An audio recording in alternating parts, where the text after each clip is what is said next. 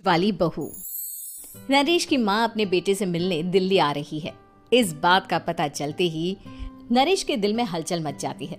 नरेश अपनी माँ के स्वागत की तैयारी में लग जाता है। साथ ही उसे डर भी सताने लगता है कि उसकी माँ कहीं अपनी पुरानी जिद पर फिर से बैठ ना जाए। हे भगवान, इस बार बचा लो। अगले साल पक्का माँ की जिद पूरी कर दूंगा। तभी दरवाजे की घंटी बजती है।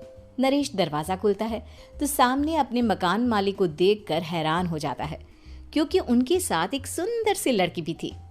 अब नमस्ते अंकल, कुछ काम था, मुझे बुला लेते। आपने क्यों कष्ट किया? अरे नहीं नहीं, इसमें कष्ट कैसा। मैं तो बस तुम्हें रीना से मिलवाने आया था। आज से रीना तुम्हारे साथ इसी फ्लैट में रहेगी। अंकल, कोई लड़का फ्लैटमेट नहीं है? एक अनजान लड़की के साथ रहना मेरे लिए थोड़ा अजीब होगा।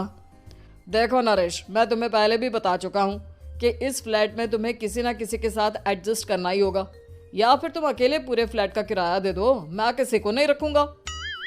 नरेश अपने मकान मालिक की बात सुन के रीना के साथ रहने के लिए तैयार हो जाता है, पर अंदर ही अंदर उसे ये बात खाने लगती है कि वो अपनी माँ को क्या जवाब देगा जब उसकी माँ रीना के बारे में उसे पूछेगी। दिन बीतने लगते हैं। नरेश और रीना अच्छे दोस्त भी बन जाते हैं, पर अभी भी नरेश अपनी प्रॉब्लम का सलूशन नहीं ढूंढ पाता। एक दिन नरेश बहुत परेशान सा बैठा होता है। तभी रीना उसे पूछती है, क्या हुआ नरेश, तुम काफी परेशान लग रहे हो, सब ठीक तो है ना? हाँ सब ठीक है, बस एक छोटी सी प्रॉब्लम है। वो एक्चुअली 2 दिन बाद मेरी माँ मुझसे मिलने आ रही है। अरे तो इसमें प्रॉब्लम क्या है, ये तो खुशी की बात है। हाँ रीना, बट मेरी माँ एक जिद लेकर बैठ गई है कि मैं शादी कर लूँ, पर मैं अभी इस चीज़ के लिए तैयार नहीं हूँ। ऊपर से जब वो तुम्हें देखेगी तो 100 सवाल करेगी, क्या जवाब दूंगा? अरे इसमें कोई टेंशन वाली बात नहीं है। मेरे पास ना इस प्रॉब्लम का सलूशन है, जिससे ना तुम्हें शादी करनी पड़ेगी और ना ही तुम्हारी माँ मेरे बारे में कुछ पूछेंगी। रीना की बात सुनकर नरेश सोच में डूब जाता है। वो सोचता है कि रीना खुले ख्यालों वाली लड़की है, कहीं माँ को सच बता ना दे। नरेश को सोच में डूबा देखकर रीना कहती है, अरे क्या हुआ, किस सोच में पड़ गए? डोंट वरी, जैसा तुम सोच रहे हो ना वैसे कुछ भी नहीं है। मेरे पास एक प्लान है। मैं कुछ समझ नहीं पा रहा हूँ, कैसा प्लान? मैं समझाती हूँ।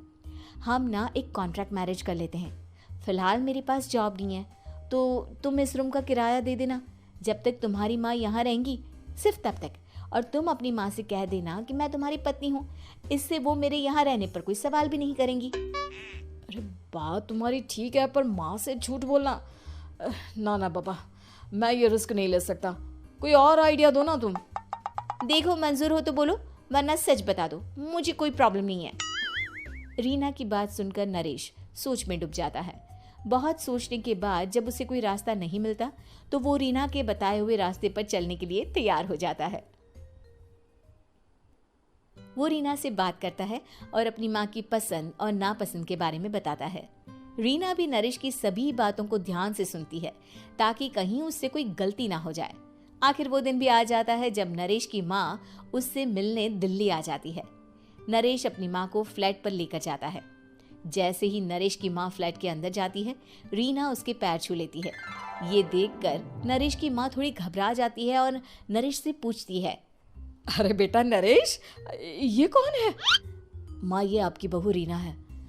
माफ़ी चाहता हूँ, सब कुछ इतनी जल्दी में हुआ कि आपको बता ही नहीं पाया, इसलिए सोचा कि क्यों ना आपको सरप्राइज दिया जाए। अरे बेटा, मैं तो बस तेरा घर बसा हुआ देखना चाहती थी। हाँ, बहुत अरमान थे अपनी इकलौते बेटी की शादी को लेकर, लेकिन कोई बात नहीं, शायद किस्मत को यही मंजूर होगा। ये कहते ही नरेश की माँ रीना को गले लगा लेती है। रीना बेटिया, मेरा बेटा ना थोड़ा नादान है, पर तुम काफ़ी समझदार लगती हो, और मैं जानती हूँ कि तुम इसका बहुत अच्छे से ध्यान रखोगी। माँ आप चिंता मत कीजिए, मैं सब संभाल लूंगी। नरेश की माँ अपने बहू और बेटे के साथ खुशी खुशी रहने लगती है। दिन बीतने लगते हैं। नरेश की माँ और रीना का रिश्ता बहुत मजबूत होता चला जाता है। वो दोनों सारा दिन एक साथ रहती और खूब बातें करती।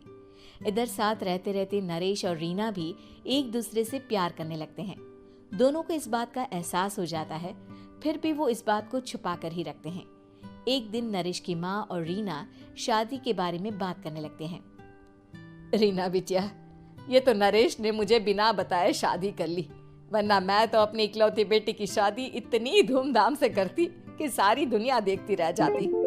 अच्छा माँ, आप ऐसा भी क्या करती नरेश और मेरी शादी में जो दुनिया देखती रह जाती?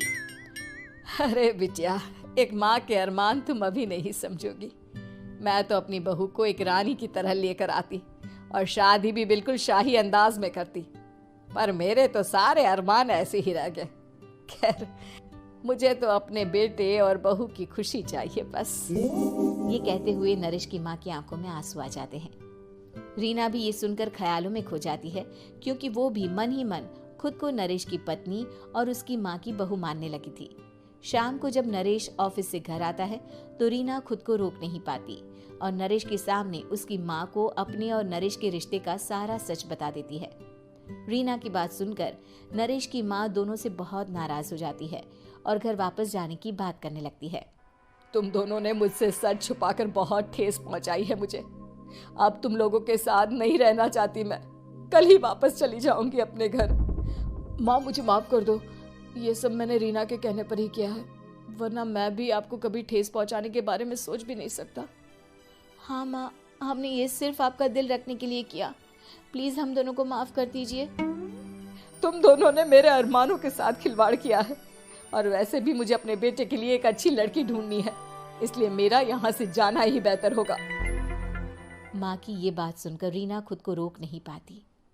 माँ, क्या मैं आपके घर की बहू बनने लायक नहीं हूँ? रीना की बात सुनकर नरेश हैरान रह जाता है। नरेश की माँ भी कुछ समझ नहीं पाती। मैं कुछ समझी नहीं, आखिर तुम कहना क्या चाहती हो? माँ, मैं वो नरेश से बहुत प्यार करती हूँ और साथ ही साथ मैं आपको भी अपनी माँ मान बैठी हूँ। आज जब आपकी बातें सुनी तो खुद को रोक नहीं पाई, इसलिए सारा सच आपको बता दिया। रीना की बात सुनकर नरेश की माँ की आंखों में आंसू आ जाते हैं और वो अपने बेटे नरेश और रीना को गले लगा लेती है। मेरे घर की बहू तो सिर्फ रीना बिटिया ही बनेगी। मैं आज ही तुम दोनों की शादी की तारीख निकलवा दूंगी, बस एक बार तुम्हारे घर वाले मान जाए। उसी दिन रीना के माता पिता भी उनके फ्लैट पर आ जाते हैं। दोनों परिवार आपस में बैठकर बातें करते हैं और शादी के लिए राजी हो जाते हैं। रीना भी कॉन्ट्रैक्ट फाड़ देती है और कहती है, सही मायने में मैं अब बहू बनूंगी। अब तक